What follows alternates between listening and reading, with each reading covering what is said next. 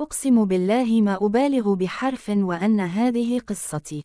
كل يوم أكثر من الصلاة الإبراهيمية بيقين وتركيز لمدة سنة كاملة وللآن مستمرة.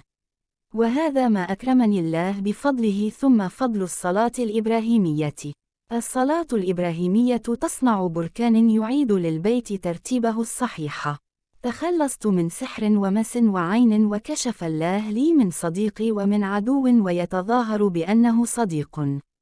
وشفى الله ابني من الشلل والله ما أكذب. وعرفني الله على أهله الأوفياء أهل القرآن.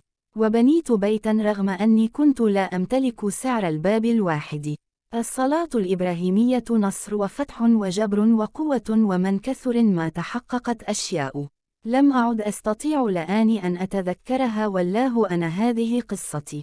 وهذا ما حصل معي، قولوا ما شاء الله.